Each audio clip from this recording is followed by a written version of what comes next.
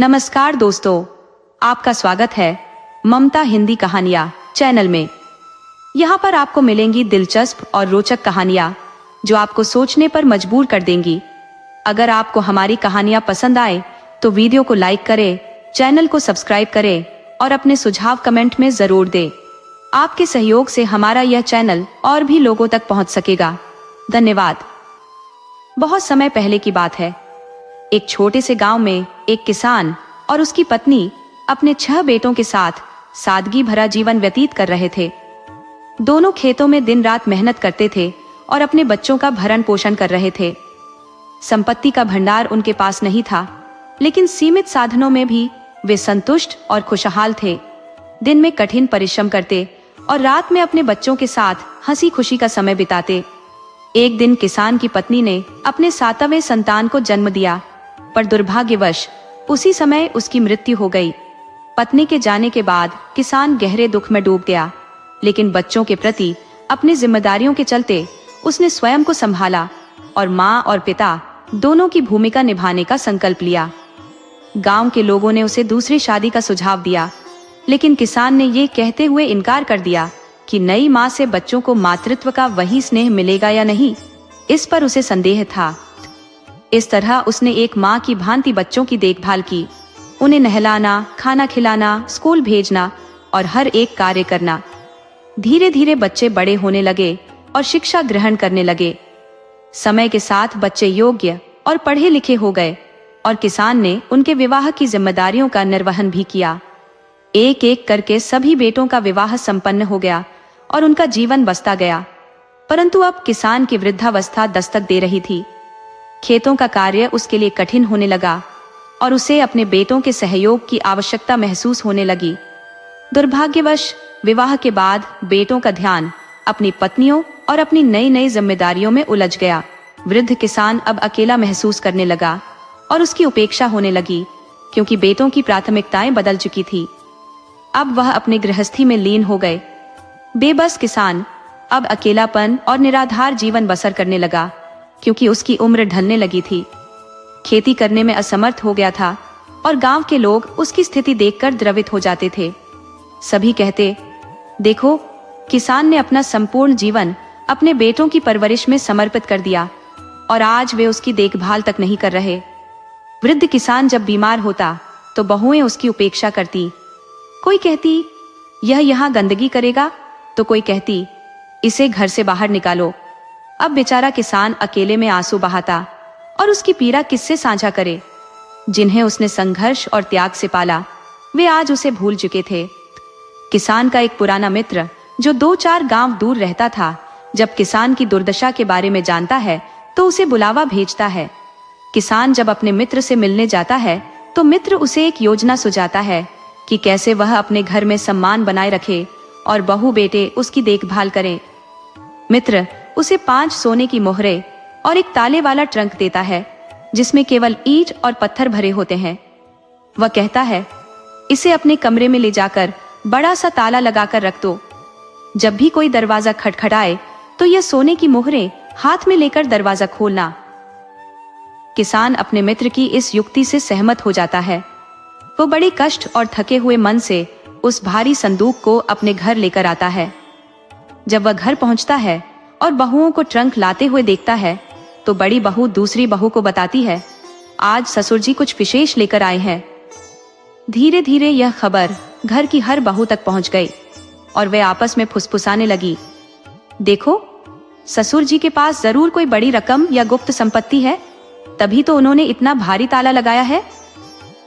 किसान ने जैसे ही वह संदूक अपने कमरे में रखा और उसके भीतर थोड़ी हलचल की आवाजें आने लगी, तो बड़ी बहू खुद को रोक नहीं पाई और दरवाजा खटखटाने लगी।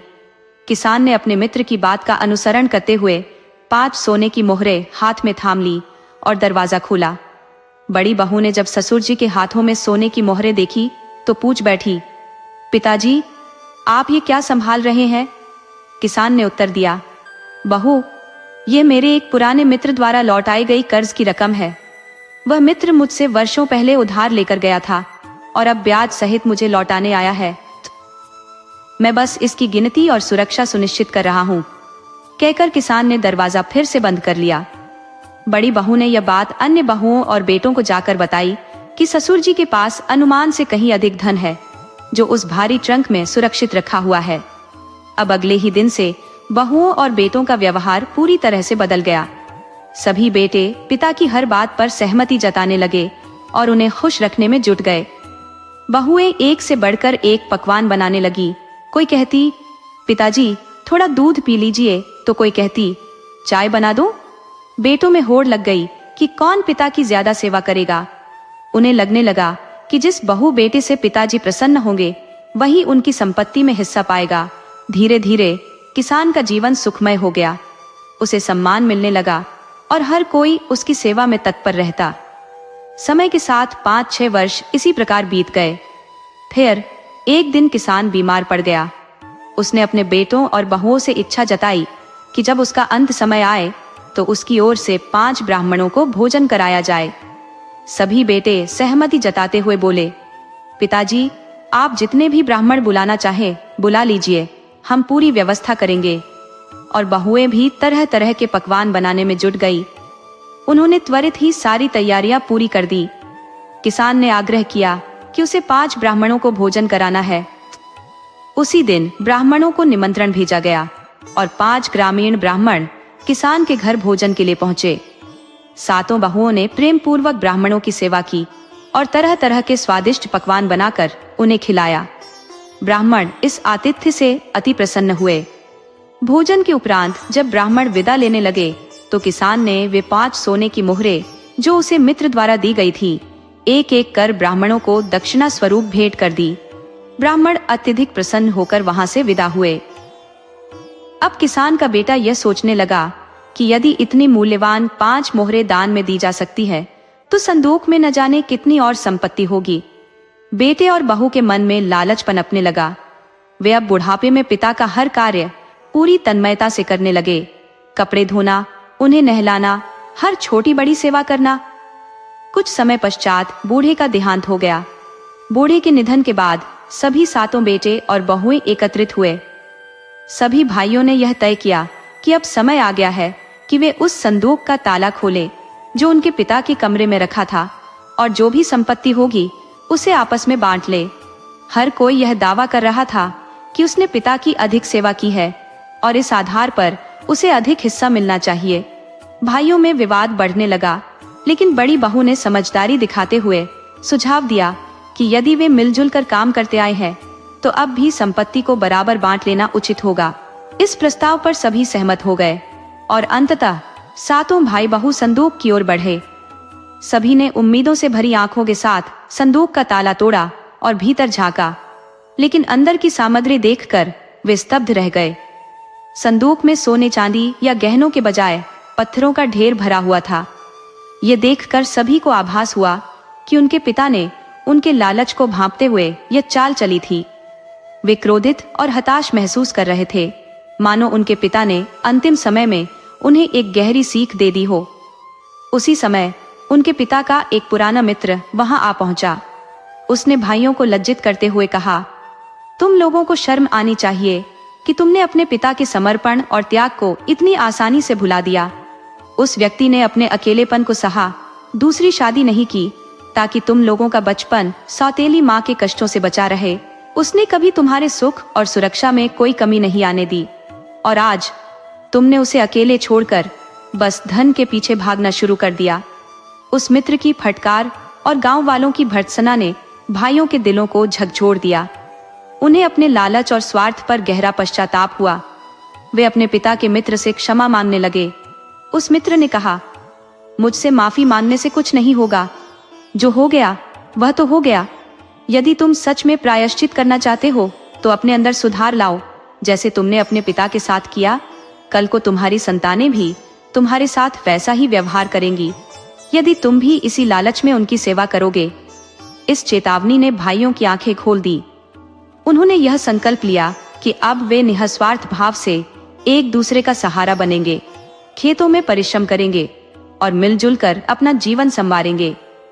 इस आत्मज्ञान के बाद उन्होंने अपना जीवन बेहतर दिशा में मोड़ लिया और शांति व संतोष के साथ अपने दिन बिताने लगे।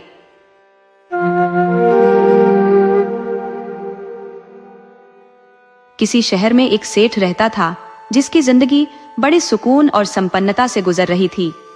उसके पास धन दौलत की कोई कमी नहीं थी। व्यापार भी बहुत तेजी से बढ़ रहा था। आलीशान घर था और व्यापार में दिन दूनी रात चौगुनी तरक्की हो रही थी। सेठ और उसकी पत्नी सेठानी बहुत खुश थे और उनके जीवन में किसी प्रकार की कोई कमी नहीं थी। एक दिन अचानक उनके घर में एक जहरीला सांप निकला और उसने सेठानी को डस लिया।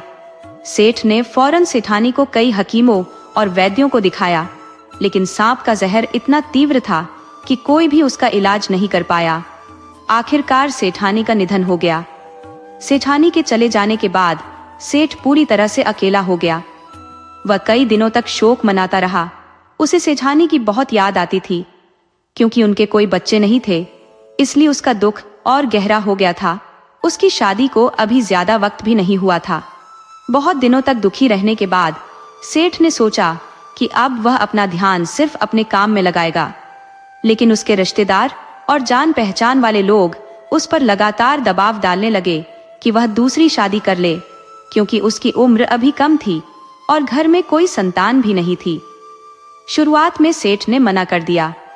उसने सोचा, पहली पत्नी से ही सुख नहीं मिला तो दूसरी पत्नी से क्या उम्मीद रखूं? लेकिन रिश्तेदारों ने उसे समझाया कि शादी करने से उसका घर संभालने वाली कोई आ जाएगी और जीवन में सोनापन भी कम हो जाएगा। कुछ सोचने के बाद सेठ को बात समझ में आई। आखिरकार रिश्तेदारों के दबाव के आगे झुकते हुए उसने दूसरी शादी के लिए हाँ कर दी। अब सेठ के पास धन दौलत थी और उसकी संपन्नता के कारण कई अच्छे अच्छे रिश्ते आने लगे। एक व्यक्ति अपनी बेटी का रिश्ता लेकर आया और बहुत जोर देकर सेठ से अपनी बेटी की शादी करवाने के लिए कहने लगा। सेठ ने देखा कि लड़की ठीक ठाक है और उसे कोई कमी नहीं लगी, इसलिए उसने हाँ कर दी। जल्द ही सेठ का विवाह उस लड़की से हो गया। उस लड़की का नाम कमला था।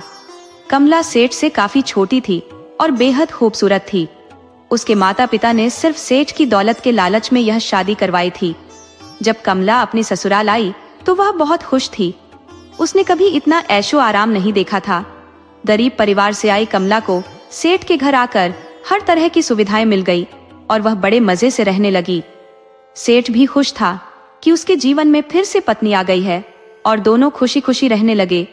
लेकिन कहते हैं ना कि जहाँ अच्छे लोग होते हैं वहाँ बुरे लोग भी होते हैं।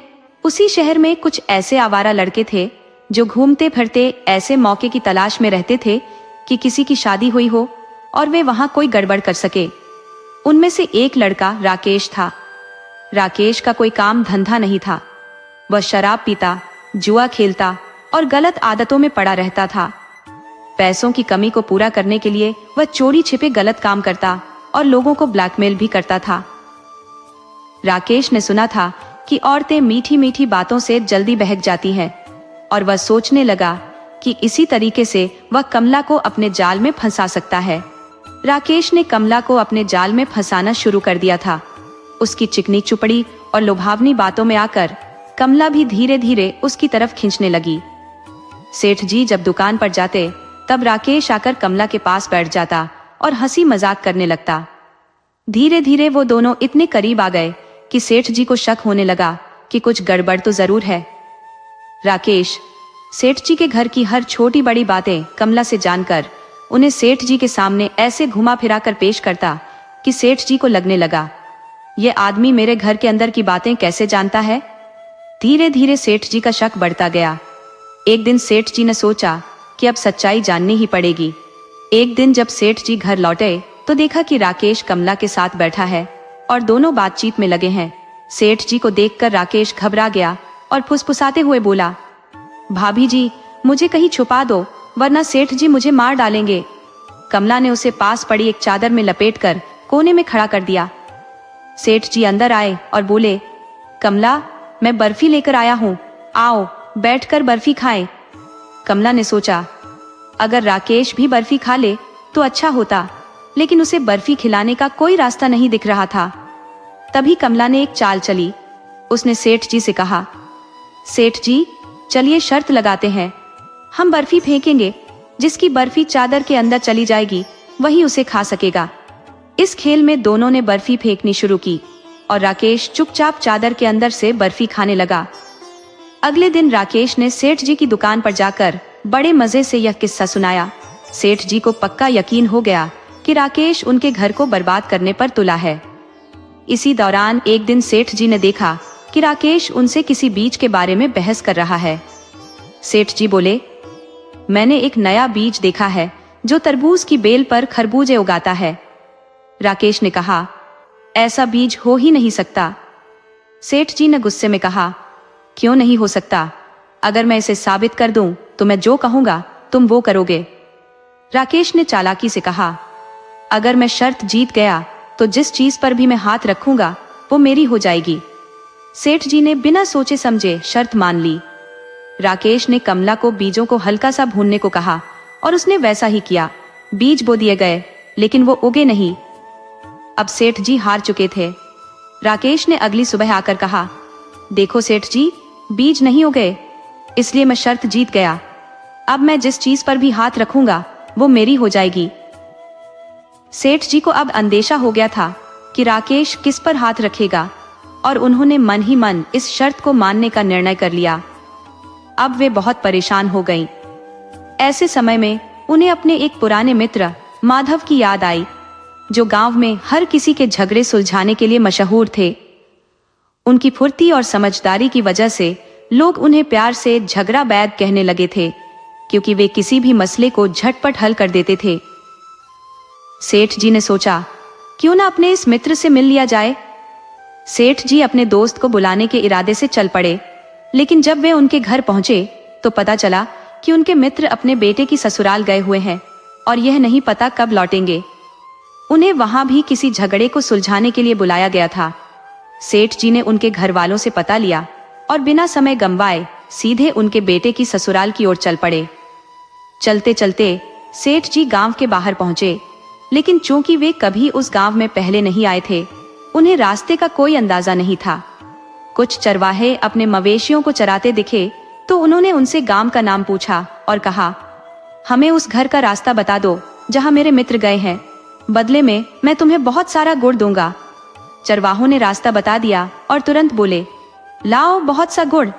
सेठ जी ने कुछ गुड़ दिया, लेकिन चरवाहे नाखुश थे और बोले, इतना नहीं, आपने बहुत सा कहा था। अब सेठ जी की परेशानी बढ़ गई। उन्होंने पड़ोस के गांव से 10 किलो की गुड़ की भेली मंगवाई और चरवाहों को दे दी, लेकिन वे फिर बोले, नहीं, बहुत सा मतलब और ज्यादा। सेठ जी अब सच में चकरा गए थे और खुद को कोसने लगे कि यह कैसी मुसीबत मोल ले ली।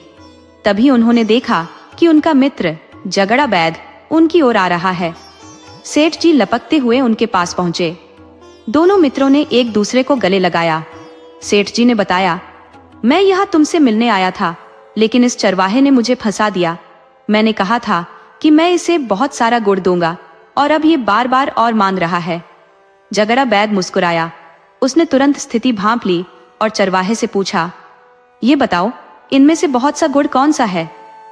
उसने एक 250 ग्राम की दल्ली की ओर इशारा किया और बोला, ये बहुत सा गुड़ है। अब सेठ जी का मित्र बोला, लो, अब इसे उठाओ और जाओ। सेठ जी के चेहरे पर राहत की लहर दौड़ गई। वे सोच रहे थे कि कैसे इस छोटी सी बात में फंस गए थे। उनके मित्र ने, जो हर मामले को बड़ी समझदारी से हल करता था, आसानी से यह झगड़ा सुलझा दिया। फिर दोनों ने साथ में गांव लौटने का फैसला किया। रास्ते में सेठ जी ने अपने मित्र को अपनी सारी मुश्किलें बताईं और उनकी आंखों में आंसू आ गए। उनके दोस्त ने उन्हें दिलासा दिया, चिंता मत करो मित्र, सब कुछ ठीक हो जाएगा। जब वे घर पहुंचे, दोनों ने खूब बातें की, साथ में खाना खाया और आराम किया। लेकिन शाम के वक्त झगड़ा बैग को किसी और झगड़े के मामले में जाना पड़ा। उस दौरान एक नाई आया और सेठ जी से बोला, बाबूजी, हजामत बनानी है। सेठ जी ने हाँ में सिर हिलाया। नाई ने उनकी हजामत बनाई और हाथ फैलाकर बोला, कुछ तो बाबूजी। सेठ जी ने 10 रुपए का नोट निकालकर उसे दे दिया। सेठ जी ने कहा, नहीं नहीं, ये नहीं चाहिए, मुझे कुछ और लाकर दो। फिर सेठ जी ने उसे 20 रुपए पकड़ाए, पर वह फिर भी जिद पर अड़ा रहा, नहीं नहीं, मुझे कुछ और चाहिए। अब सेठ जी का दिमाग थोड़ा घूम गया। वे बोले, नहीं, मैं कुछ और ही दूंगा। आखिर में सेठ जी ने उसे 100 रुपए दे दिए, लेकिन वह फिर भी अड़ा रहा। नहीं, मुझे कुछ और चाहिए। इतने में बहस और बढ़ गई। सेठ जी का ध्यान खींच गया और वे खड़े होकर इस विवाद को समझने लगे, क्योंकि वे खुद भी उस गांव के रहने वाले थे जहां ऐसे झगड़े आम बात थे। सेठ जी ने कहा, मैंने इसे कहा था कि मेरी हजामत बना दे और मैं तुझे कुछ दूंगा, यहाँ तक कि 100 रुपए तक दे दिए, लेकिन यह मेरी बात नहीं मान रहा है, जिद कर रहा है कि कुछ और लूंगा। तभी झगड़ा करने वाला आदमी एक नल के पास गया, वहां से पानी का जग भरकर लाया और उसमें 1 रुपए का सिक्का डाल दिया। फिर वापस जाकर बोला, बाबूजी, इसमें कुछ है? झगड़ा करने वाले ने कहा, अगर कुछ है तो निकालो। वह आदमी मजबूरी में सिक्का निकालकर चला गया, क्योंकि अब वह खुद ही अपने जाल में फंस चुका था। इसके बाद सेठ जी अपने घर लौट गए, लेकिन इस बीच उनका ध्यान एक और जगह के झगड़े पर गया। वहां एक आदमी अपनी पत्नी को बुरी तरह गालियां दे रहा था। ये देख सेठ जी बोले, तुम तो बहुत बेशर्म हो। दरअसल उस आदमी का गुस्सा इस कदर था कि वह बिना कुछ सोचे समझे कुछ भी बोल सकता था। गालियां देना तो उसकी रोज की आदत थी। सेठ जी की बात सुनकर उसकी सेठ जी से झड़प हो गई। सेठ जी ने जब उसे बेशर्म कहा तो वह गुस्से में आ गया। उसने सोचा कि उसने तो कोई बेशर्मी की बात नहीं की, फिर सेठ जी को गुस्सा क्यों आया। सेठ जी बोले, तुम इससे भी ज्यादा क्या बेशर्मी कर सकते हो? उस आदमी ने कहा, मैं ऐसी बेशर्मी कर सकता हूं जो तुम सोच भी नहीं सकते। सेठ जी ने कहा, करके दिखाओ। आदमी बोला, मैं इस सड़क के बीचों बीच बैठकर निपट सकता हूं। ये कहते हुए वह बीच सड़क पर जाकर बैठ गया और अपना काम शुरू कर दिया। वहां खड़े लोग यह तमाशा देख रहे थे और धीरे धीरे भीड़ जमा हो गई। सेठ जी हार मान गए और वहां से हट गए। अब झगड़ा करने वाला आदमी विजयी होकर सेठ जी की अंगूठी और चेन लेने आया। सेठ जी को हार माननी पड़ी और उन्होंने अपनी अंगूठी और चेन उतार दी। आसपास के लोग यह देख हैरान थे। झगड़ा करने वाले ने कहा, तुम्हें शर्त हारनी पड़ी क्योंकि मैंने वो कर दिखाया जो तुम सोच भी नहीं सकते थे। सेठ जी और उनके मित्र के बीच बहस गर्म हो चुकी थी। जब मामला तीखा हो गया तो सेठ जी के मित्र ने एक फीता मंगवाने की बात कही। मुफ्त का तमाशा किसे नहीं भाता। एक आदमी दौड़ा दौड़ा गया और फीता ले आया। अब सेठ जी के मित्र ने सड़क नापना शुरू किया। जब सड़क नापी गई तो वह बिल्कुल बीच में नहीं निकली, थोड़ी सी साइड में हट चुकी थी। सेठ जी के मित्र ने ठहाका लगाते हुए कहा, तुम तो बड़े चालाक बनते थे, अब देखो सड़क के बीच में नहीं है, 2 इंच साइड में है। यह सुनकर दर्शक तालियां बजाने लगे और उनके जीत की सराहना करने लगे। सेठ जी के दोस्त ने तब सेठ जी को समझाते हुए कहा, तुम्हारी आदत है हर बात पर शर्त लगाने की, इसे छोड़ दो। दुनिया बड़ी चालाक है और तुम्हारी सादगी यहाँ चलने वाली नहीं। सेठ जी चुपचाप उनकी बातें सुनते रहे। उधर राकेश अपनी जीत के खुमार में डूबा सीधा कमला के पास पहुंच गया। उसने बड़े गर्व से कहा, अब तो हम बस तुम्हें देख देख कर खुश होते थे, लेकिन अब तुम हमारी हो जाओगी। शादी करके हम तुम्हें रानी बना देंगे। तुम्हें जितना भी जेवर पहनने का शौक है सब पहन लेना। सेठ के घर का जो भी माल मत्ता हाथ लगे सब समेट लेना। मैं आऊंगा और तुम पर हाथ रख दूंगा, फिर सब हमारा हो जाएगा। कमला उसकी बातों में आ चुकी थी। अब उसे सेठ जी बूढ़े लगने लगे और राकेश तो जवान और सुंदर। राकेश चला गया और कमला उसके सपने बुनने लगी। दोपहर तक सेठ जी अपने मित्र के साथ घर लौट आए। रास्ते भर उनके मित्र ने सेठ जी को एक योजना समझाई और सेठ जी ने उस पर तुरंत अमल करना शुरू कर दिया। सेठ जी ने अपनी पत्नी को 2 मंजिला मकान के ऊपर वाले कमरे में बिठा दिया।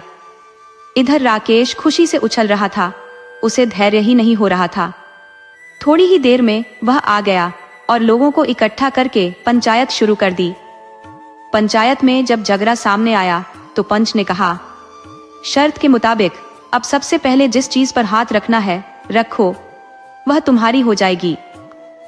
राकेश मन ही मन खुश हो रहा था। वह हर कमरे में भागता फिर रहा था सेठानी पर हाथ रखने के लिए, मगर वह कहीं नजर नहीं आई।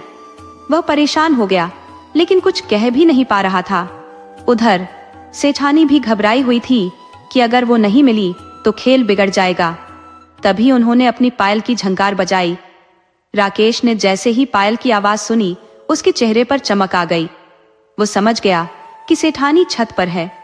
छत पर जाने के लिए एक सीढ़ी लगाई गई थी और राकेश ने उसी पर चढ़ना शुरू किया।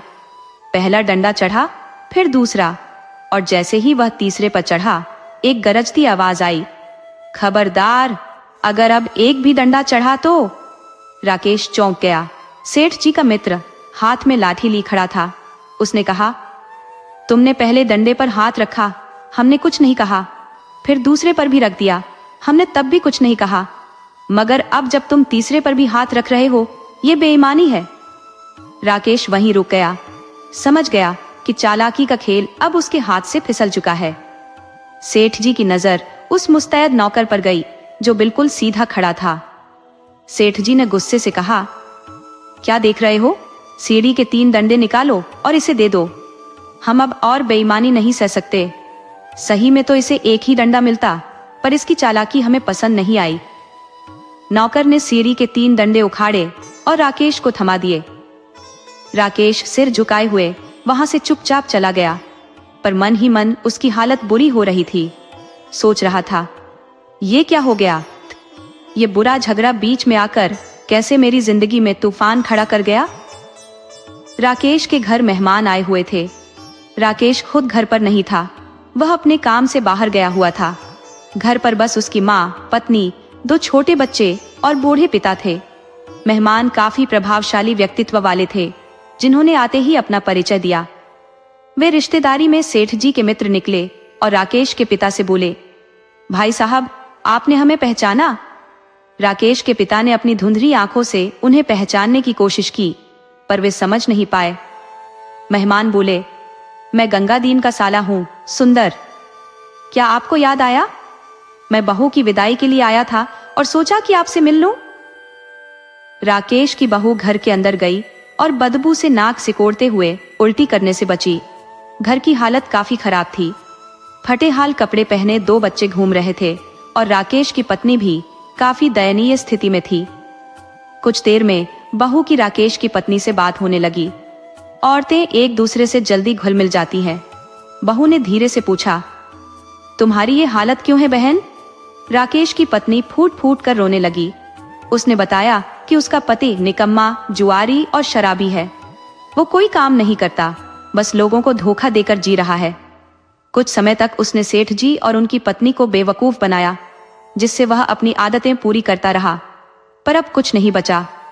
बहू अब और सुन नहीं सकी, तीर की तरह बाहर निकली और अपने ससुर से कहा, अब और नहीं रुका जाता यहाँ, चलिए यहाँ से। मेहमानों ने जल्दी से माफी मांगी और वहां से निकल गए। बहू कमला फूट फूट कर रोने लगी और कहने लगी, मुझे पता ही नहीं था कि राकेश इतना बड़ा धोखेबाज है। उसने तो मुझसे कहा था कि उसकी शादी भी नहीं हुई है। सेठ जी ने उसे सांत्वना देते हुए कहा, तुम्हें उसे रो लेने दो, इसके दिल का बोझ हल्का हो जाएगा। झगड़ा बैग, जो इस पूरे मामले को समझ रहे थे, उन्होंने कमला से कहा, तुमने दुनिया अभी देखी नहीं है, ये दुनिया बहुत चालाक है, यहाँ हर कदम पर धोखा है। कमला ने अपने आंसू पोंछे और मन में ठान लिया कि अब वह अपने घर को खुद संभालेगी। थोड़ी देर बाद वह ठंडी लस्सी लेकर आई और झगड़ा बैग और सेठ जी को पिलाई। झगड़ा बैग मुस्कुराते हुए बोले, अच्छा भाई, अब मैं चलता हूँ। सेठ जी ने उन्हें रुकने के लिए कहा, पर झगड़ा बैग ने जवाब दिया, नहीं, मेरी जैसी कितनी गृहस्थियां मेरा इंतजार कर रही हैं, पर अब तुम निश्चिंत रहो, तुम्हारा घर बिल्कुल मजबूत हो गया है, इसमें अब कोई दरार नहीं आएगी। सेठ जी ने भावुक होकर झगड़ा बैग को गले लगाया और विदा किया। झगड़ा बैग मुस्कुराते हुए वहां से चले गए और सेठ जी ने अपनी नम आंखों से उन्हें जाते हुए देखा। अब सेठ जी और उनकी पत्नी खुशी खुशी अपने घर में रहने लगे। लेकिन कुछ समय बाद राकेश फिर से उनके घर आया। वह कमला को एक बार फिर से चिकनी चुपड़ी बातों में फंसाने की कोशिश करने लगा, पर इस बार कमला उसकी चालों में नहीं आई। उसने कपड़े कूटने वाला डंडा उठाया और राकेश के पीछे दौड़ पड़ी। राकेश घबराकर 9-2-11 हो गया, क्योंकि अब कमला उसकी बातों में नहीं आने वाली थी।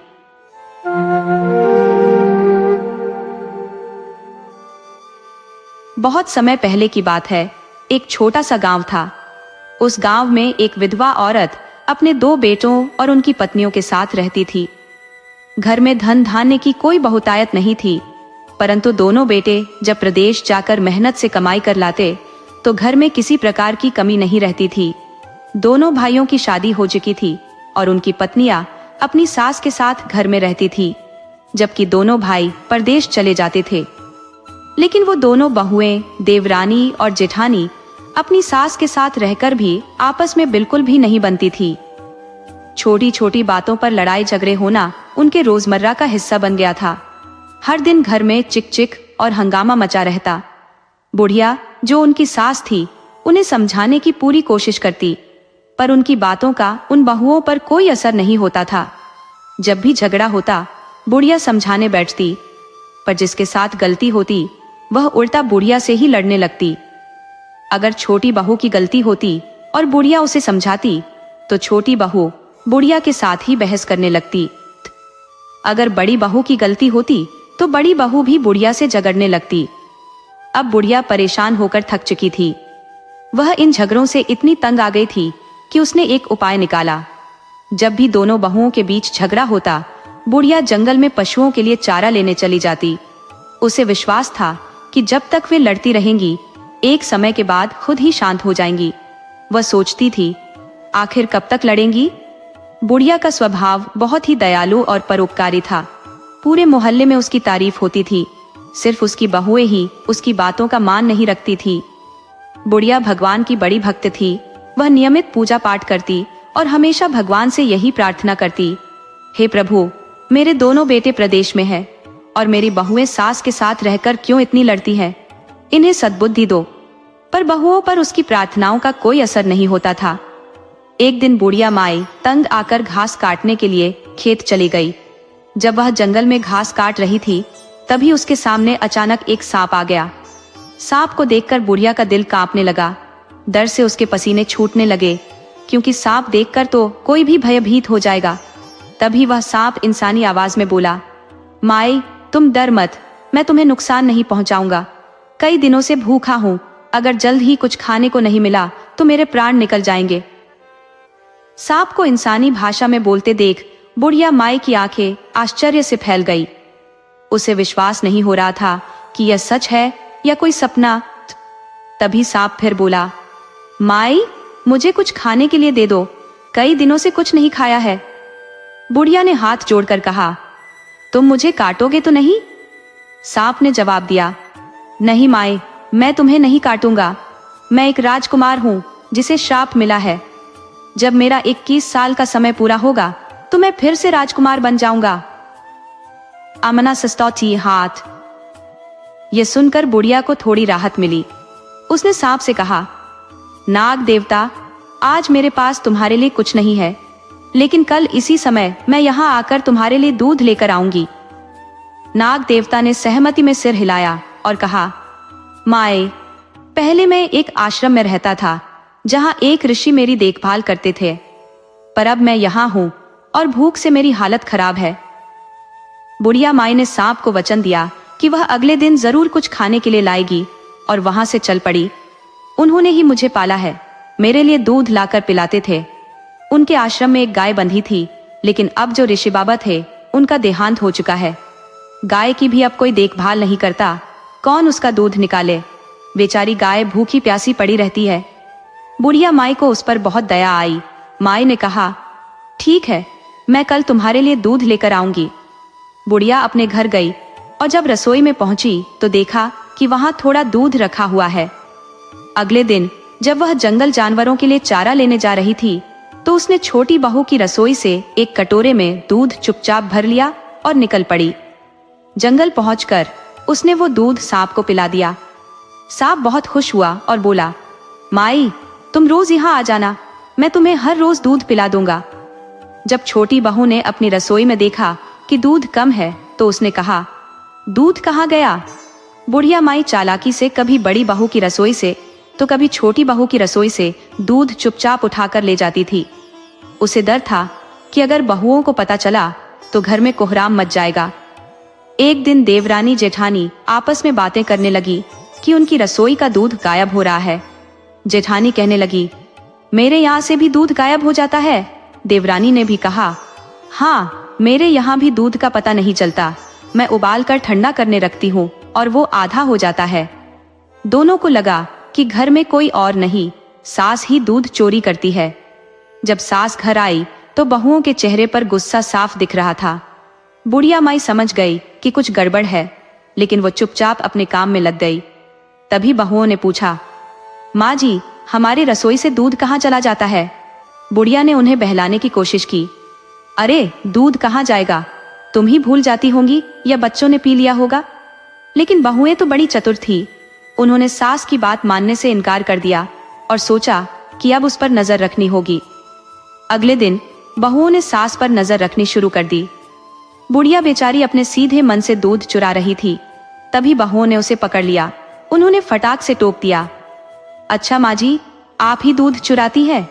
हमारे बच्चों के लिए दूध नहीं है और आप चोरी करके पी रही हो? सास ने कहा, नहीं बहुओं, मैं दूध नहीं पीती हूँ।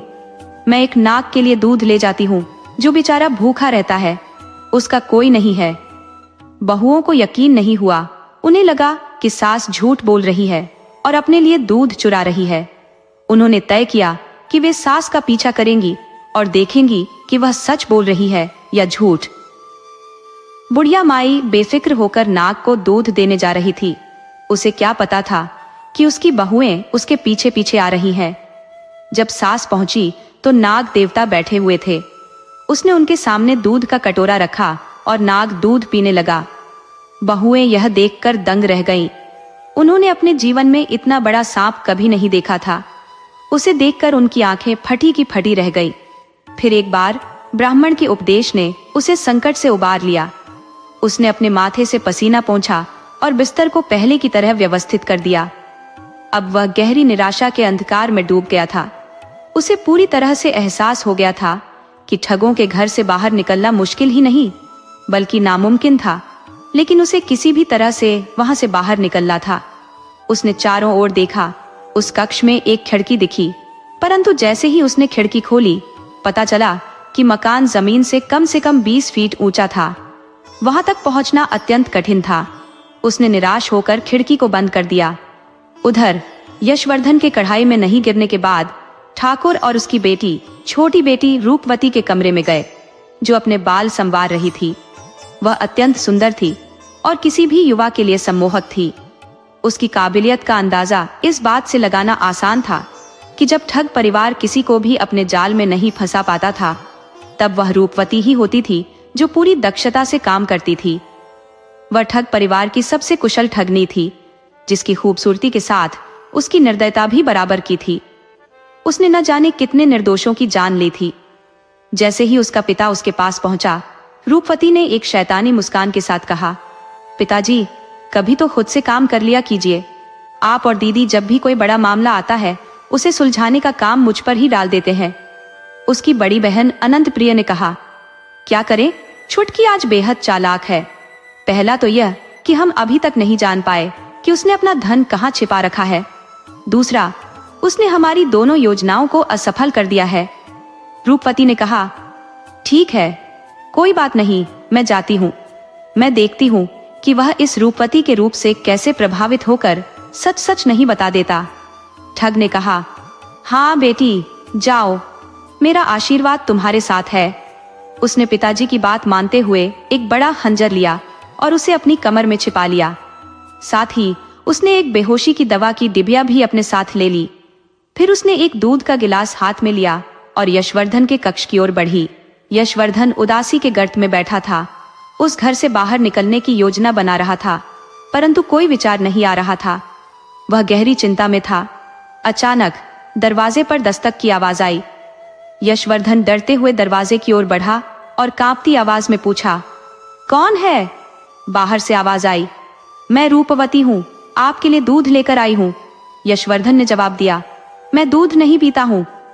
रूपवती ने कहा, अच्छा, दरवाजा तो खोलिए। ठीक है, आप दूध नहीं पीते, लेकिन दरवाजा खोलिए। यशवर्धन ने हिचकिचाते हुए दरवाजा खोला और रूपवती को देखकर हक्का बक्का रह गया। वह साड़ी में किसी परी से कम नहीं लग रही थी और उसके चेहरे पर एक कातिलाना मुस्कान थी। बुढ़िया माई बेफिक्र होकर नाग को दूध देने जा रही थी। उसे क्या पता था कि उसकी बहुएं उसके पीछे पीछे आ रही हैं। जब सास पहुंची तो नाग देवता बैठे हुए थे। उसने उनके सामने दूध का कटोरा रखा और नाग दूध पीने लगा। बहुएं यह देखकर दंग रह गईं। उन्होंने अपने जीवन में इतना बड़ा सांप कभी नहीं देखा था। उसे देखकर उनकी आंखें फटी की फटी रह गईं। फिर एक बार ब्राह्मण के उपदेश ने उसे संकट से उबार लिया। उसने अपने माथे से पसीना पोंछा और बिस्तर को पहले की तरह व्यवस्थित कर दिया। अब वह गहरी निराशा के अंधकार में डूब गया था। उसे पूरी तरह से एहसास हो गया था कि ठगों के घर से बाहर निकलना मुश्किल ही नहीं बल्कि नामुमकिन था, लेकिन उसे किसी भी तरह से वहां से बाहर निकलना था। उसने चारों ओर देखा। उस कक्ष में एक खिड़की दिखी, परंतु जैसे ही उसने खिड़की खोली, पता चला कि मकान जमीन से कम 20 फीट ऊंचा था। वहां तक पहुंचना अत्यंत कठिन था। उसने निराश होकर खिड़की को बंद कर दिया। उधर यशवर्धन के खड़ाई में नहीं गिरने के बाद ठाकुर और उसकी बेटी, छोटी बेटी रूपवती के कमरे में गए, जो अपने बाल संवार रही थी। वह अत्यंत सुंदर थी और किसी भी युवा के लिए सम्मोहक थी। उसकी काबिलियत का अंदाजा इस बात से लगाना आसान था कि जब ठग परिवार किसी को भी अपने जाल में नहीं फंसा पाता था, तब वह रूपवती ही होती थी जो पूरी दक्षता से काम करती थी। वह ठग परिवार की सबसे कुशल ठगनी थी, जिसकी खूबसूरती के साथ उसकी निर्दयता भी बराबर की थी। उसने न जाने कितने निर्दोषों की जान ली थी। जैसे ही उसका पिता उसके पास पहुंचा, रूपवती ने एक शैतानी मुस्कान के साथ कहा, पिताजी, कभी तो खुद से काम कर लिया कीजिए। आप और दीदी जब भी कोई बड़ा मामला आता है, उसे सुलझाने का काम मुझ पर ही डाल देते हैं। उसकी बड़ी बहन अनंत प्रिय ने कहा, क्या करे, छुटकी आज बेहद चालाक है। पहला तो यह कि हम अभी तक नहीं जान पाए कि उसने अपना धन कहाँ छिपा रखा है। दूसरा, उसने हमारी दोनों योजनाओं को असफल कर दिया है। रूपवती ने कहा, ठीक है, कोई बात नहीं, मैं जाती हूँ। मैं देखती हूँ कि वह इस रूपवती के रूप से कैसे प्रभावित होकर सच सच नहीं बता देता। ठग ने कहा, हाँ बेटी, जाओ, मेरा आशीर्वाद तुम्हारे साथ है। उसने पिताजी की बात मानते हुए एक बड़ा खंजर लिया और उसे अपनी कमर में छिपा लिया। साथ ही उसने एक बेहोशी की दवा की डिबिया भी अपने साथ ले ली। फिर उसने एक दूध का गिलास हाथ में लिया और यशवर्धन के कक्ष की ओर बढ़ी। यशवर्धन उदासी के गर्त में बैठा था। उस घर से बाहर निकलने की योजना बना रहा था, परंतु कोई विचार नहीं आ रहा था। वह गहरी चिंता में था। अचानक दरवाजे पर दस्तक की आवाज आई। यशवर्धन डरते हुए दरवाजे की ओर बढ़ा और कांपती आवाज में पूछा, कौन है? बाहर से आवाज आई, मैं रूपवती हूँ, आपके लिए दूध लेकर आई हूँ। यशवर्धन ने जवाब दिया, मैं दूध नहीं पीता हूँ। रूपवती ने कहा, अच्छा, दरवाजा तो खोलिए।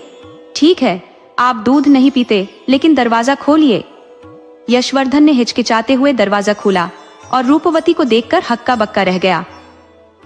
वह साड़ी में किसी परी से कम नहीं लग रही थी और उसके चेहरे पर एक कातिलाना मुस्कान थी।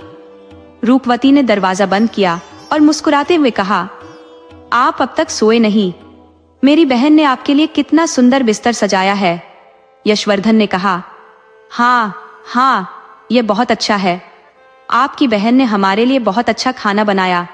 अगर वह बिल्ली मेरे पास नहीं होती तो मैं कब का गिर चुका होता, और अगर मैंने सोने से पहले इस बिस्तर को नहीं झाड़ा होता तो अब तक मेरी खैर नहीं होती। और आप कह रही हैं कि मैं क्यों नहीं सोया? रूपवती ने कहा, अच्छा, लेकिन चिंता मत करो, मैं अपनी बहन और पिताजी की तरह नहीं हूँ। यशवर्धन ने कहा, आप तो उससे भी ज्यादा खतरनाक लगती है।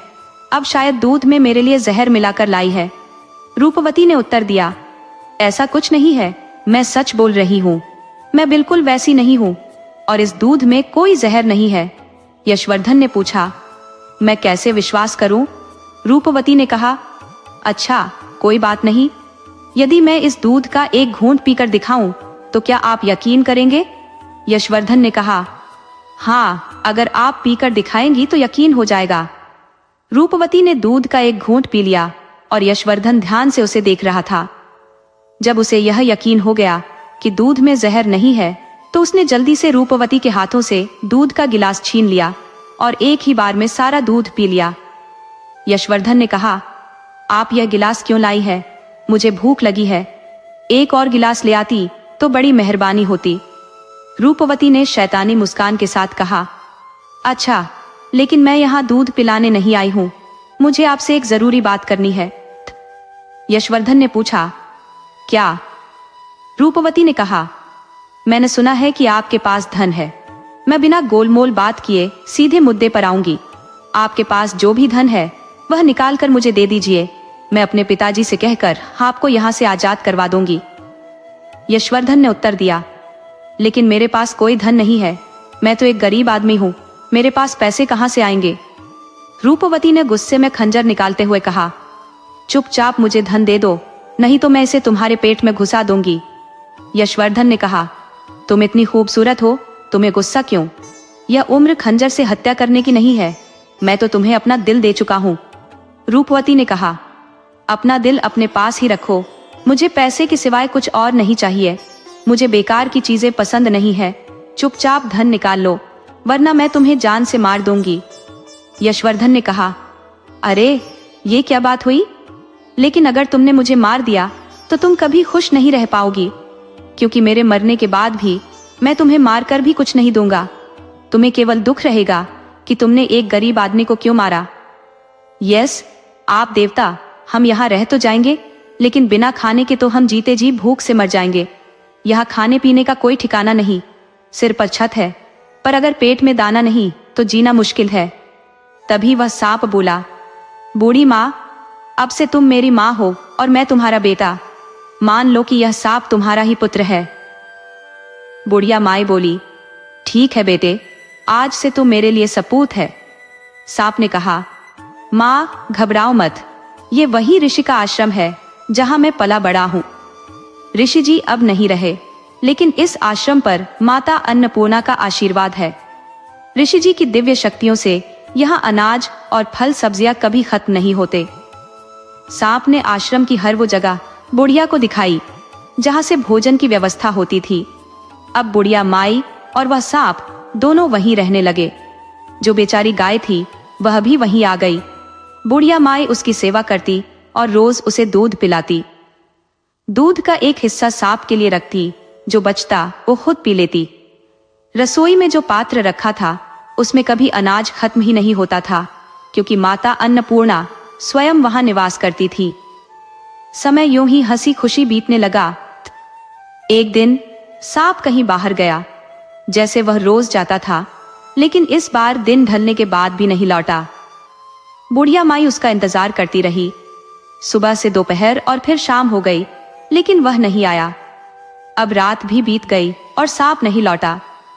बुढ़िया माई घबरा गई कि मेरे सांप पुत्र को कहीं कोई अनहोनी तो नहीं हो गई। अगली सुबह बुढ़िया माई ने निश्चय किया कि वह जंगल में जाएगी और अपने बेटे को ढूंढ निकालेगी। वह जंगल की ओर निकल पड़ी और उसे हर जगह ढूंढने लगी। चलते चलते दोपहर हो गई, लेकिन सांप कहीं दिखाई नहीं दिया। तभी उसकी नजर एक पेड़ पर पड़ी, जिसकी डालियां टूटी हुई थी और उसके नीचे लहूलुहान पड़ा सांप मिला। बुढ़िया माई दौड़कर उसके पास पहुंची। उसने देखा कि सांप बुरी तरह घायल था। बुढ़िया माई ने टहनियां हटाकर सांप से पूछा, ये क्या हो गया बेटे? सांप ने धीरे से कहा, माई, आज मेरा 21वां साल पूरा हो रहा है। मेरी इस सांप रूप से मुक्ति होने वाली थी, इसलिए मैं इस पेड़ पर बैठ गया था। अभी कुछ समय बाकी था, तभी जोर से हवा चली और टहनियां टूट गई। मैं नीचे गिर पड़ा और ये चोटें लग गई।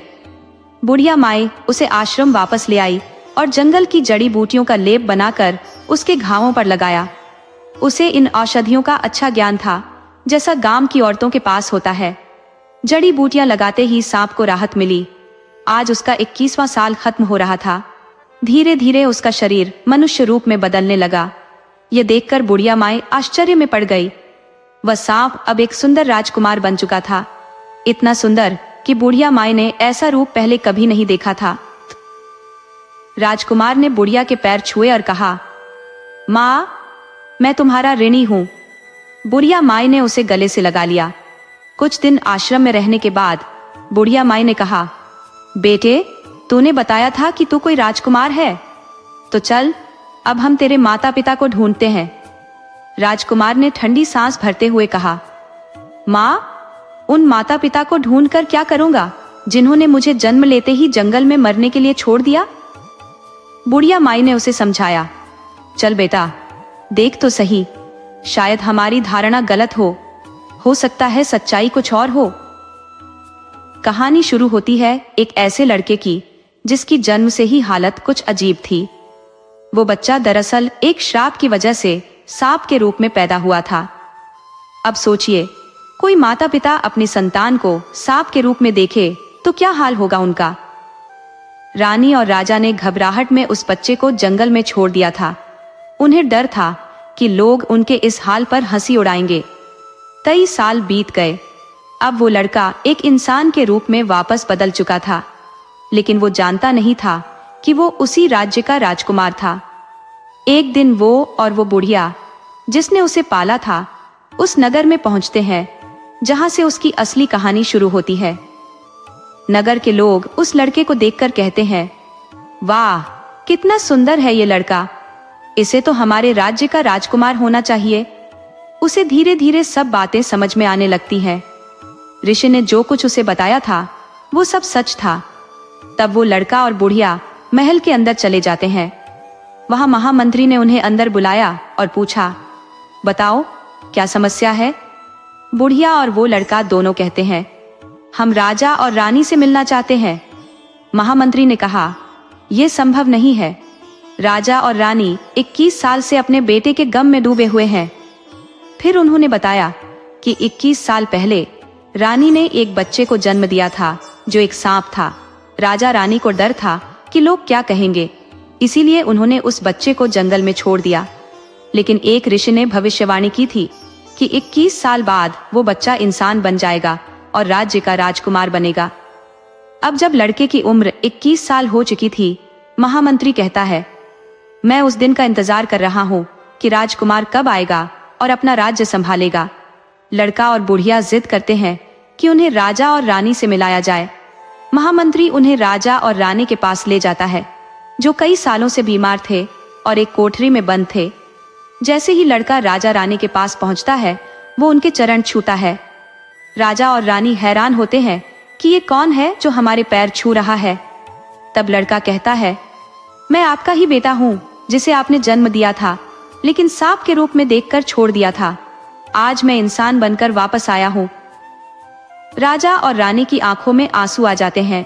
उसने मुझे उस वक्त बचाया जब मैं आखिरी सांसें गिन रहा था, तड़प तड़प कर प्राण त्यागने ही वाला था। नागराज ने बुढ़िया को बड़े सम्मान के साथ बैठाया और बहुत आदर के साथ बात की। इसके बाद वह राजकुमार, जो अब नागराज बन चुका था, राजा रानी को अपनी पूरी कहानी सुनाने लगा। कैसे उसे जंगल में छोड़ दिया गया था और कैसे यह बुढ़िया माई उसे पालती रही। उसकी कहानी सुनकर राजा और रानी के दिल में जैसे एक नई ऊर्जा का संचार हो गया। वे तुरंत उठे और अपने बेटे को गले से लगा लिया, उस पर आशीर्वादों की वर्षा कर दी। रानी ने अपने आंसुओं को पोंछते हुए सोचा कि उनका खोया हुआ बेटा अब लौट आया है। राजा तो मानो एकदम से ताकतवर और खुशहाल हो गया था। उसने तुरंत अपने महामंत्री को बुलवाया और कहा, अब जब हमारा बेटा लौट आया है तो इसे राजा गद्दी पर बैठाने का समय आ गया है। राजकुमार, जो अब सचमुच राजकुमार बन गया था, गद्दी संभालने की तैयारी में था। कुछ दिनों बाद उस राजकुमार की शादी एक सुंदर कन्या से करवा दी गई।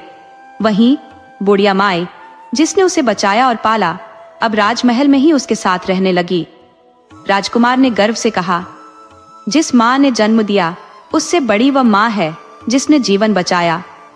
इसलिए उसने बुढ़िया को अपनी धर्म माँ बना लिया और उसे राजमहल में रहने की जगह दी।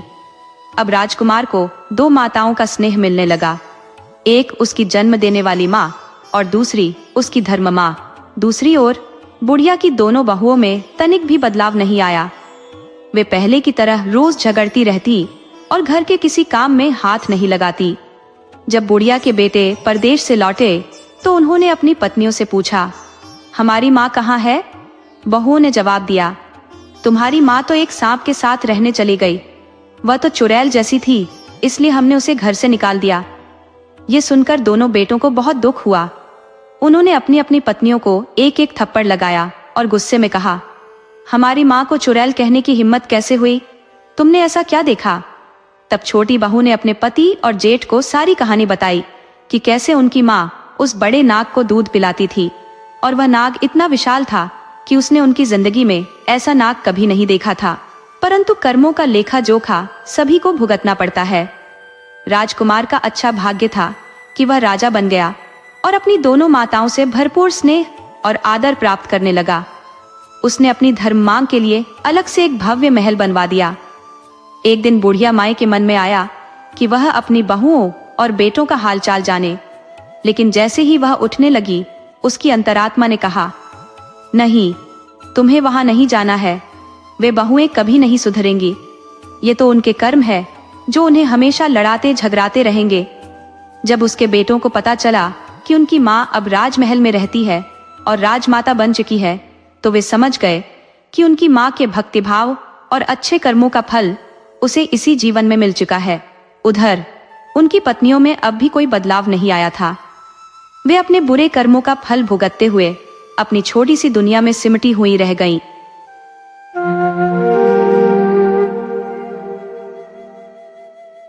पूर्णिमा की रात अपने पूरे यौवन पर थी। चांदनी में नहाया आकाश अलौकिक आभा से दमक रहा था। हवाओं में ठंडक और सौम्यता का स्पर्श था। घने जंगल में रात के ठीक 12 बजे का समय था और सभी पशु पक्षी गहरी नींद में डूबे थे। सन्नाटा चारों ओर पसरा हुआ था। एक पेड़ की डाल पर बंदर और बंदरियां जाग रहे थे, जबकि दूसरी डाल पर तोता और मैना आपस में गुफ्तगू कर रहे थे। ये वह काल था जब पशु पक्षी एक दूसरे की भाषा को भली भांति समझते थे। तोता गहरी आवाज में बोला, मैना, रात कट ही नहीं रही है, कुछ ऐसा सुनाओ जिससे समय भी सरक जाए और मनोरंजन भी हो। मैना मुस्कुराई और बोली, क्या सुनाऊं? अपनी कहानी सुनाओ या कोई जगह की कथा? तोता चतुराई से बोला, अपनी बातें प्रकट करने से अधिक रहस्यों का भंडार खुलता है, लेकिन दुनिया की बातें सुनने में कुछ सीख मिलती है, इसलिए जगबीती ही सुनाओ।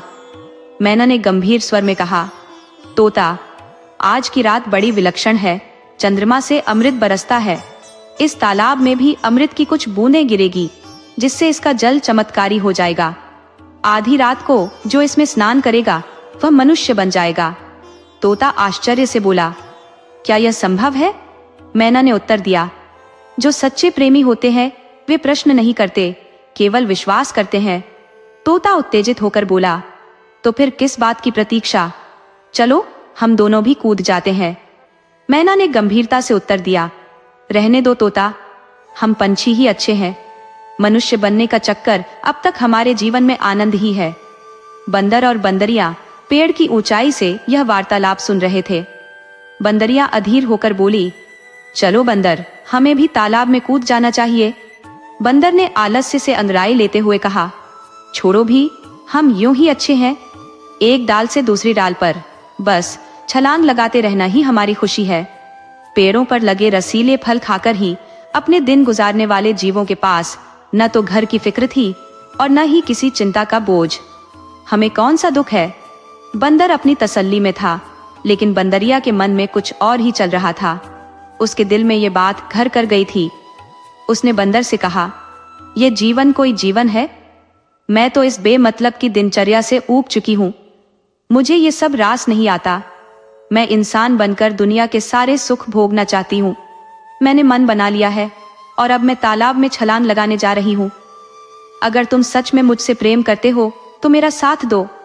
घड़ी की सुई तेजी से चल रही थी और बंदरिया ने उसे उकसाया, क्यों सोच रहे हो? आओ, मेरा हाथ पकड़ो और छलांग लगा दो। बंदर थोड़ा घबराया। उसने कहा, तुमने मैना की बातों में आकर कैसा सोच लिया है?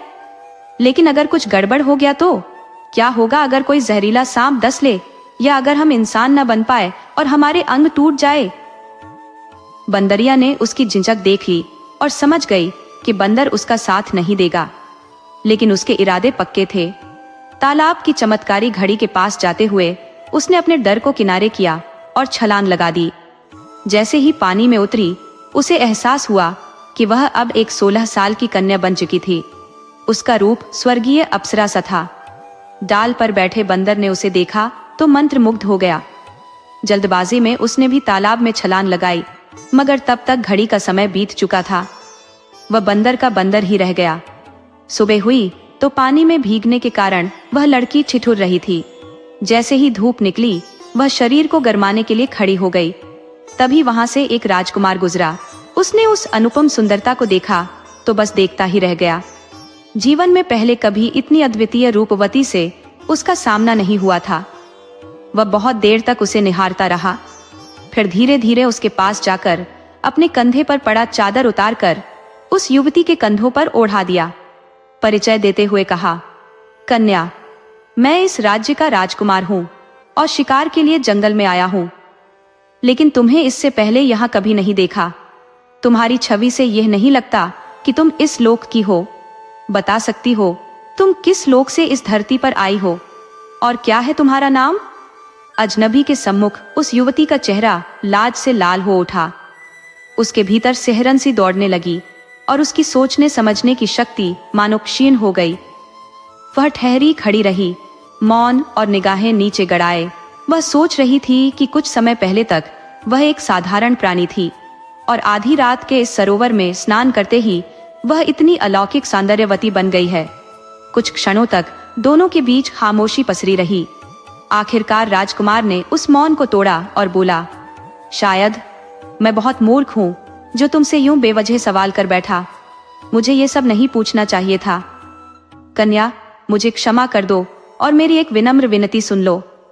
तुम जैसी कोमल काया इस बीहड़ जंगल में रहने योग्य नहीं है।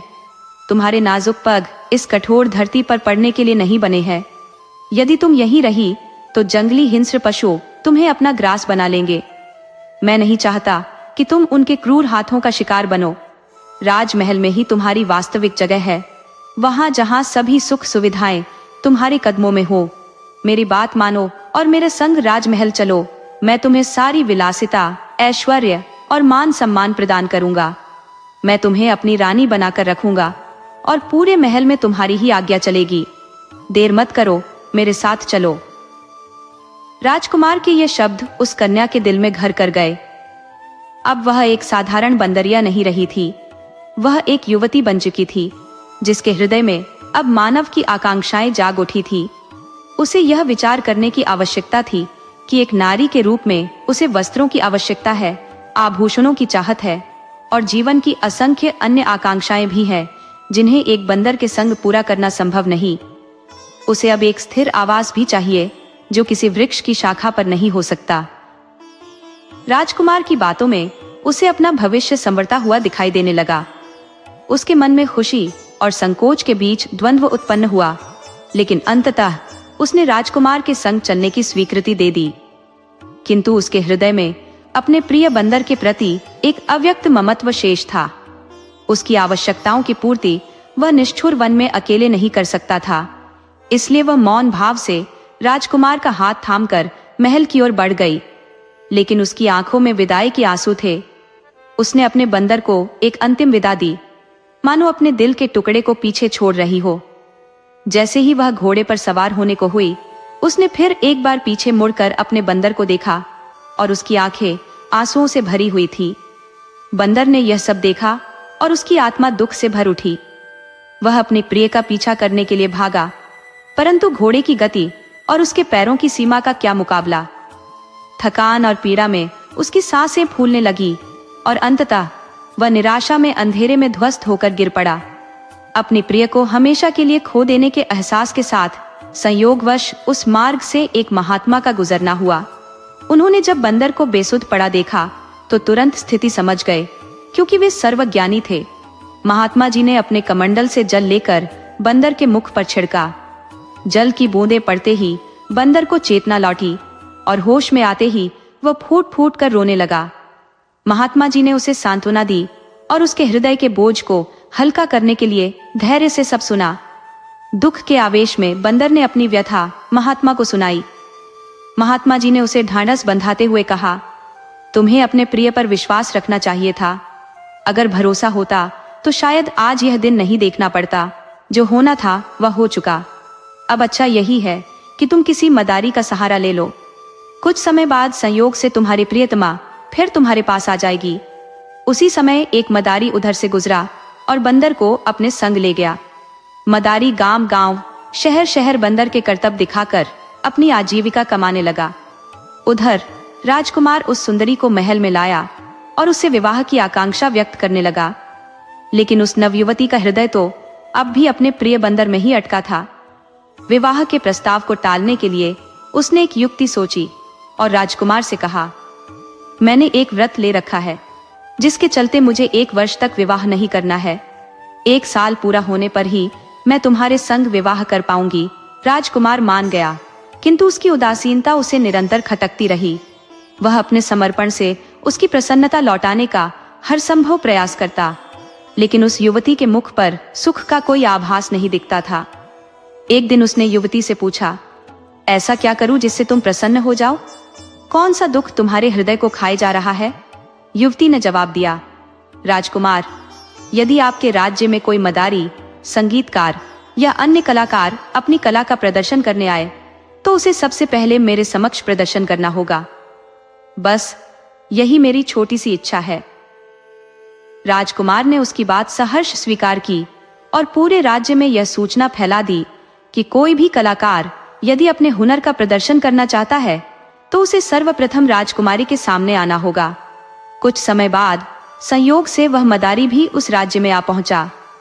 नियम के अनुसार उसे राजकुमारी के समक्ष अपनी कला का प्रदर्शन करना था। जैसे ही उस युवती की नजर मदारी की रस्सी से बंधे बंदर पर पड़ी, उसने अपने प्रिय को तुरंत पहचान लिया। उसने कुछ सिक्के देकर मदारी से बंदर को फिर से अपने पास बुला लिया। दिन बीतते गए और दोनों पुराने समय की स्मृतियों में डूबे रहते। एक दिन तोता और मैना उड़ते हुए उसी जगह आ बैठे जहां वह लड़की और बंदर आराम कर रहे थे। लड़की सो रही थी और बंदर पास में बैठा हुआ बस उसे निहार रहा था। तभी तोते ने मैना से कहा, सुनो, अगर किसी का असीम प्रेम बंधन तोड़कर साथ बने रहना है तो उसे नींबू के पेड़ के नीचे दफना देना चाहिए। फिर अगले जन्म में वह एक नया रूप लेकर साथ आ सकता है। इतना कहकर वे दोनों उड़ गए। बंदर ने उनकी यह बात सुन ली और अपने प्रिय को जगाते हुए बोला, मेरे समय का अंत आ चुका है।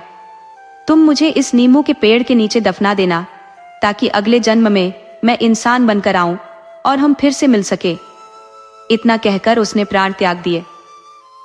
राजकुमारी के दिल पर मानो पहाड़ टूट पड़ा। उसने उसकी अंतिम इच्छा का सम्मान करते हुए उसे नींबू के पेड़ के नीचे दफना दिया। कुछ दिनों बाद राजकुमारी को भी लगा कि अब उसका समय आ गया है। उसने राजकुमार से कहा, मुझे भी इसी पेड़ के नीचे दफना देना। हमारा पुनर्जन्म होगा और हम फिर से मिलेंगे। अंततः उसने भी देह त्याग दी और राजकुमार ने उसकी अंतिम इच्छा का पालन करते हुए उसे वहीं दफना दिया। कुछ समय पश्चात उस युवती ने एक ब्राह्मण परिवार में जन्म लिया और वह बंदर एक साधारण जाति में जन्म लेकर वापस आया। दोनों को अपने पूर्व जन्म की स्मृतियां स्पष्ट थी और संयोग से उनके घर पास पास ही थे। सभी बच्चे साथ खेलते, पर वह बालक जिसे पूर्व जन्म का सारा ज्ञान था, दरवाजे पर अकेला बैठा उन्हें खेलता देखता रहता। उसका मन भी खेल में शामिल होने को करता, पर कोई उसके साथ खेलने को तैयार न होता। ब्राह्मण की बेटी जो इन बच्चों के बीच खेल रही थी, उसके मन का दर्द समझती थी, लेकिन समाज के बंधनों से बंधी थी। एक दिन छिपने छिपाने का खेल चल रहा था और ब्राह्मण की बेटी को बाकी बच्चों को ढूंढना था। जैसे ही सब बच्चे छुप गए, उसने एक सुनहरा अवसर देखा और देहरी पर बैठे उस बालक का हाथ पकड़ उसे पास के जंगल में ले गई। दोनों पूरे दिन एक दूसरे का साथ पाकर प्रसन्न थे। वह अपने दिल की बातें, अपनी पीड़ा, अपने दुख उसे कहती रही, यह जानते हुए कि समाज उनके मिलन में अवरोध ही बनेगा। लेकिन सूर्यास्त से पहले वे बच्चों के पास वापस लौट आए, जैसे कुछ भी नहीं बदला हो। सभी बच्चे हैरान थे कि वह आखिर कहां जाकर छिप जाती थी। इस तरह समय के साथ वह अपनी दृष्टि छुपाते हुए और समाज की आंखों से बचते हुए अपने प्रिय बंदर, जो अब एक युवक बन चुका था, से मिलने जाती रही। परंतु यह सिलसिला बहुत दिनों तक नहीं चल पाया।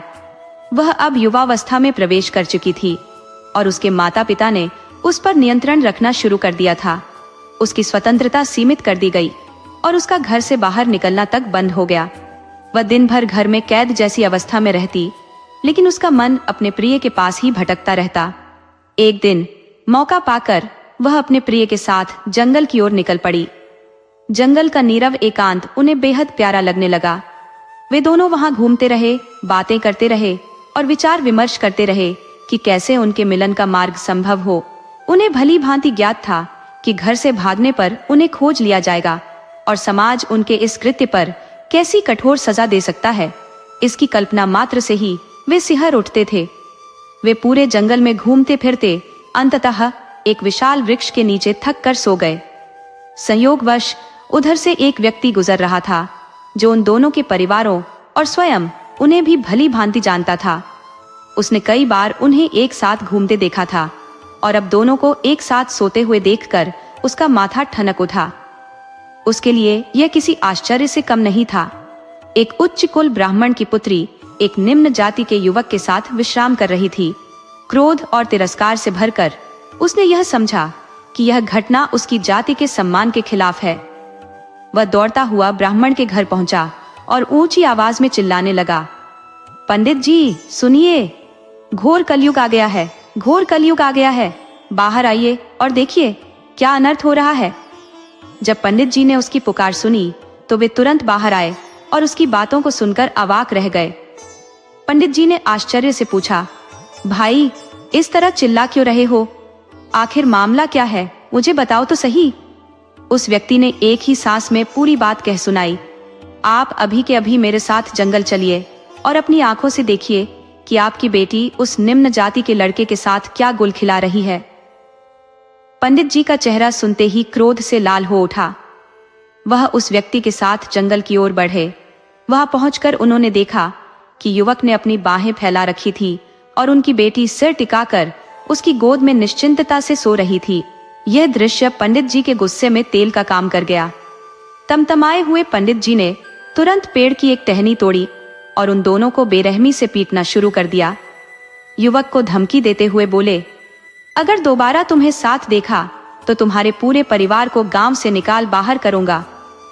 ये कहते हुए उन्होंने दांत पीसे और बेटी की बांह पकड़ी, उसे लगभग घसीटते हुए घर की ओर ले जाने लगे। इस घटना के बाद दोनों के मिलने की सभी राहें बंद हो गईं। इसके बावजूद वे किसी तरह से मिल पाने के अवसर ढूंढते रहे। अचानक एक दिन उनका सामना हो गया और उन्होंने तय किया कि जंगल की ओर निकल जाए और वहां बैठकर दिल खोलकर बातें करें। उन्हें पता ही नहीं चला कि उनकी बातचीत में कब दिन ढल गया और रात्रि का आगमन हो गया। संयोगवश उस दिन शरद पूर्णिमा की रात थी। चांद अपनी संपूर्ण चांदनी बिखेरता हुआ आकाश पर छाया था। तभी वहां तोता और मैना उड़ते हुए आए और पास की एक डाल पर जा बैठे। तोता बोला, वाह कितनी सुंदर रात है, ऐसी अद्भुत रात में भला किसी को नींद कैसे आ सकती है? क्यों ना तुम कोई ऐसी बात सुनाओ कि समय भी कट जाए और मन भी बहल जाए। मैना मुस्कुराई और बोली, क्या सुनाऊं, आप बीती या जग बीती? तोता चतुर था, उसने कहा, आप बीती सुनाने से भेद खुल जाते हैं, लेकिन जग बीती से ज्ञान बढ़ता है। इस पर मैना बोली, ठीक है तो मैं तुम्हें जग बीती ही सुनाऊंगी। याद है तुम्हें, इस पेड़ पर एक बंदर और बंदरिया रहते थे और उस रात भी कुछ इसी तरह की अद्भुत चांदनी फैली थी। उस दिन बंदरिया ने मनुष्य योनि में जन्म पाने की आकांक्षा में उस तालाब में छलांग लगा दी थी और देखते ही देखते एक मनोहारी युवती बन गई थी। जब बंदर ने अपनी पत्नी को स्त्री रूप में देखा तो उसकी भी इच्छा हुई कि वह भी इंसान बने। इसी लालसा में वह भी उस सरोवर में कूद पड़ा, मगर तब तक उस विशेष संयोग का क्षण समाप्त हो चुका था। बंदर अपनी मूल स्थिति में ही रह गया। किसी तरह वे पुनः मिले, परंतु भिन्न भिन्न योनियों में जन्म लेने के कारण उनका मिलन संभव नहीं हो सका। आखिरकार अगले जन्म में वे दोनों मानव रूप में आए, परंतु इस बार जात पात की दीवार उनके बीच खड़ी हो गई, जिससे पुनः मिलन की राह बाधित हो गई। ऐसा प्रतीत हो रहा था कि भविष्य में भी उनके संगम की कोई संभावना नहीं है। हाँ, यदि वे अपनी पुरानी योनि में पुनः जन्म पाना चाहे तो आधी रात के समय इस कमल सरोवर में पुनः कूदना होगा। यदि वे ऐसा कर सके तो शायद उनका मिलन संभव हो सकेगा। इतना कहकर तोता और मैना वहां से उड़ गए। लड़का यह सारी बातें सुन रहा था। उसने लड़की से कहा, तुमने सुना? मैना कह रही थी कि यदि हम आधी रात को इस तालाब में कूद जाए तो अपनी पुरानी योनि में लौट सकते हैं। क्या तुम मेरे साथ इस राह पर चलने को तैयार हो? पिछली बार तुमने मुझसे इस सरोवर में कूदने का आग्रह किया था, पर मैंने तुम्हारा साथ नहीं दिया और उसी की सजा मैं आज तक भुगत रहा हूँ। अब मैं तुम्हें कहता हूँ, चलो इस सरोवर में कूद पड़ते हैं और फिर से बंदर और बंदरिया बन जाते हैं, ताकि एक बार फिर अपने जीवन को खुशियों से भर सके। बंदर का दिल अधीर हो उठा और वह बार बार उसी बात पर जोर दे रहा था, पर ब्राह्मण की वह बेटी इस समय गंभीरता से किसी और ही विचार में मग्न थी। उसका ध्यान कहीं और अटका हुआ था। शायद इसीलिए उसने उसकी बातों पर विशेष ध्यान नहीं दिया। अब वह अपने पूर्व जन्म की स्मृतियों में डूबी हुई सोच रही थी कि तब का जीवन कितना निर्द्वंद्व और सुखमय था। वह अपने प्रिय के संग आनंदित रहती थी, जहां न जाति का बंधन था, न किसी नियम का बंधन। वहां हर क्षण स्वतंत्रता थी। मन में जो भी आता वह करती, जो इच्छा होती वह खाती। न कोई चिंता, न कोई अभिलाषा। जब चाहा मनमर्जी से कहीं भी निकल गई और फिर लौट आई। लेकिन मनुष्य योनि की ओर आकर्षित होकर उसने उस छलावे में आकर गलती कर दी थी। सरोवर में छलांग लगाई, पर इस योनि में केवल दुख और क्लेश ही उसे मिले। मनुष्य बनकर उसने वैसा कोई सुख प्राप्त नहीं किया जिसका उसने स्वप्न देखा था। अब वह युवती इन सब बातों को बेहद गहराई से सोच रही थी, और वहीं दूसरी ओर वह युवक, उसका हृदय बेसब्र धड़क रहा था। उसे अब यह आशंका हो रही थी कि वह शायद उसका साथ छोड़ देगी। आखिरकार उसी ने तो उस वक्त साथ देने में संकोच दिखाया था। यदि वह बदला ले रही थी तो इसमें अनुचित कुछ भी नहीं था। उसने स्वयं को संयमित करते हुए उसके निर्णय को जानने की कोशिश की। लगभग उसे झकझोरते हुए कहा, कहाँ खोई हुई हो? क्या तुम्हें यह भी एहसास है कि मैना हमें कैसी राह दिखा गई है और समय तेजी से बीतता जा रहा है? तुम अब तक कोई निर्णय ही नहीं ले पाई हो। कुछ तो बोलो, तुम मेरा साथ दोगी या नहीं? बंदर बने उस युवक की निगाहें उदासी और आशा से भरी हुई थी, और वह उसके उत्तर की प्रतीक्षा में था। आखिरकार जब उस लड़की की चेतना लौटी तो उसने युवक की बातें बड़े ध्यान से सुनी। एक निर्णायक क्षण में उसने उसका हाथ थामा और दोनों सर पर दौड़ते हुए उस चट्टान पर जा पहुंचे जहां से उन्हें तालाब में छलांग लगानी थी। उन्होंने चट्टान के किनारे से एक दूसरे का हाथ कसकर थामा और सरोवर में कूद गए। और फिर उस चमत्कारी रात का अद्भुत दृश्य प्रकट हुआ। जैसे ही वे जल की गहराइयों में उतरे, वे फिर से बंदर और बंदरिया बन गए। बंदर और बंदरिया के रूप में वे अपनी पुरानी जिंदगी में लौट आए, और अब वे पेड़ों की डालियों पर फुदकते, छलांग लगाते उस डाल से इस डाल पर आनंद पूर्वक विचरण कर रहे थे। दोनों की प्रसन्नता अब अवर्णनीय थी। एक बार फिर जीवन में वे स्वतंत्र थे, न कोई चिंता, न कोई रोक टोक। पति पत्नी के रूप में वे फिर से एक हो गए, और उन्होंने शपथ ली कि अब चाहे जो भी जन्म मिले, पशु पक्षी हो या कुछ और, वे अपनी इच्छाओं के अनुरूप ही जीवन बिताएंगे। किसी के कहने में आकर फिर से अपनी राह नहीं बदलेंगे।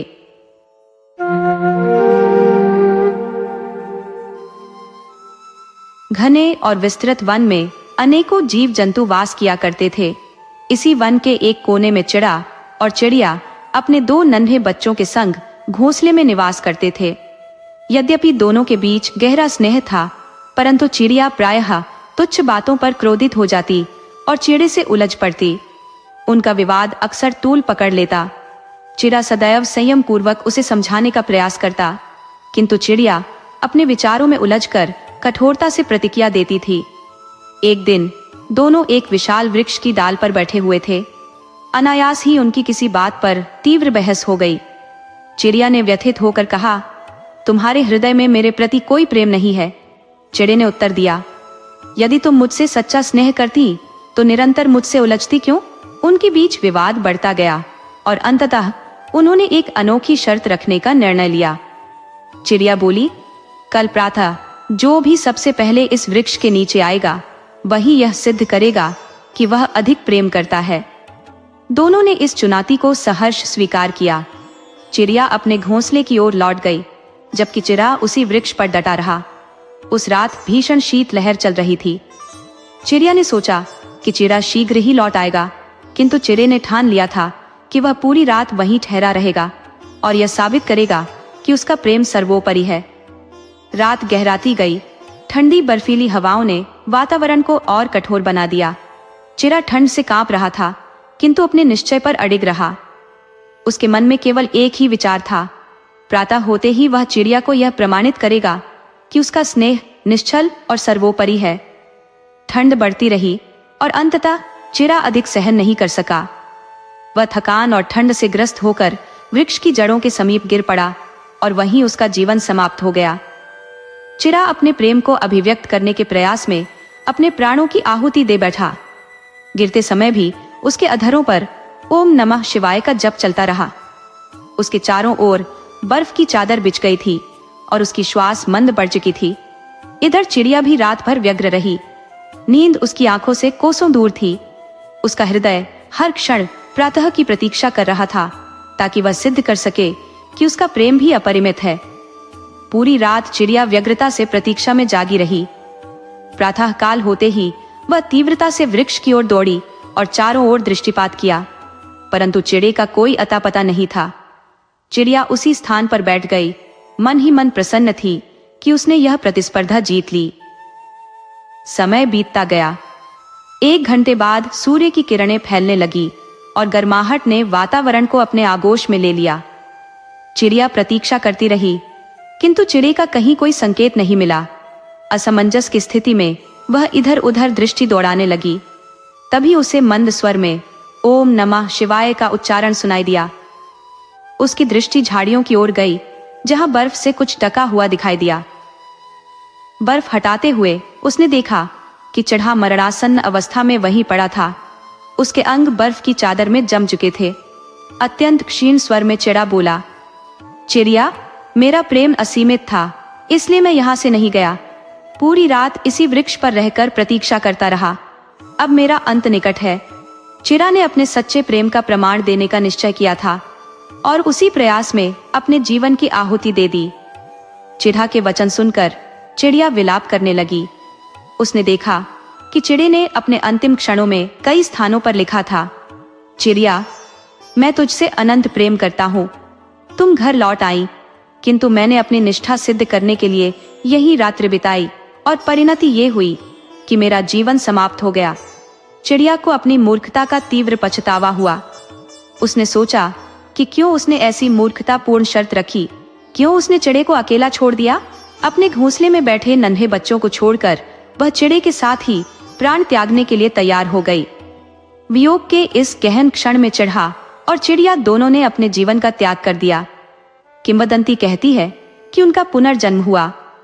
चिड़ा पुनर्जन्म में एक महाराजा के महल में राजकुमार के रूप में जन्मा, जबकि चिड़िया ने एक अन्य राजमहल में राजकुमारी के रूप में अवतार लिया। समय के साथ दोनों बालक और बालिका बड़े हुए। उनके राजाओं ने उनके विवाह की योजनाएं बनाई और उपयुक्त जीवन साथी खोजने के लिए अपने मंत्रियों को देश भर में भेज दिया। दोनों राज्यों के मंत्री अपनी अपनी राह पर अग्रसर हुए। संयोगवश उनकी यात्रा के दौरान एक नदी के तट पर उनका साक्षात्कार हुआ। वार्ता प्रारंभ होने पर उन्हें ज्ञात हुआ कि उनके राजकुमार और राजकुमारी अत्यंत सौंदर्यवान और गुणवान है। दोनों राजा अपने उत्तराधिकारी के लिए उपयुक्त जीवन साथी की खोज में थे। चर्चा के दौरान मंत्रियों ने यह अनुभव किया कि दोनों राजकुमार और राजकुमारी एक दूसरे के लिए आदर्श हैं। मंत्रियों ने यह संदेश अपने अपने राजाओं तक पहुंचाया। परिणाम स्वरूप चिड़ा और चिड़िया, जो अब राजकुमार और राजकुमारी बन चुके थे, का विवाह संपन्न हुआ। चिड़ा को अपने पूर्व जन्म की सभी बातें स्मरण थी। राजकुमारी को देखते ही उसने पहचान लिया कि यह वही चिड़िया है, परंतु चिड़िया को अपने पूर्व जन्म की कोई स्मृति नहीं थी। जब राजकुमारी दुल्हन के रूप में राजकुमार के महल में प्रविष्ट हुई तो राजकुमार ने कहा, राजकुमारी, यह बताओ कि अपने प्रेम को सिद्ध करने के लिए मुझे कौन सी परीक्षा देनी चाहिए। राजकुमारी ने उत्तर दिया, मुझे किसी परीक्षा की आवश्यकता नहीं है। आप मेरे पति हैं, सबल और सुंदर, इससे अधिक मुझे कुछ नहीं चाहिए। तब राजकुमार ने उसे स्मरण कराया, राजकुमारी, पिछले जन्म में मैं चिड़ा था और तुम चिड़िया थी। तुम मुझसे बहुत विवाद करती थी और एक दिन तुमने एक कठिन शर्त रखी थी। इस प्रकार पुनर्जन्म में भी चिड़ा और चिड़िया की प्रेम और पुनर्मिलन की कथा जीवित रही। जो इस वृक्ष पर सबसे पहले आएगा वही सच्चे प्रेम का साक्षात्कार करेगा। तुम उड़कर चली गई, किंतु मैं उसी पेड़ पर स्थिर रहा। ईश्वर का नाम स्मरण करते हुए, ताकि जब भोर हो और तुम लौटो तो मुझे वहीं पाओ। इस प्रकार मेरी विजय सुनिश्चित हो और मैं तुम्हें यह दिखा सकूं कि मेरा प्रेम कितना गहन है। चिड़िया को भी अपने पूर्व जन्म की स्मृतियां जागृत हो गई।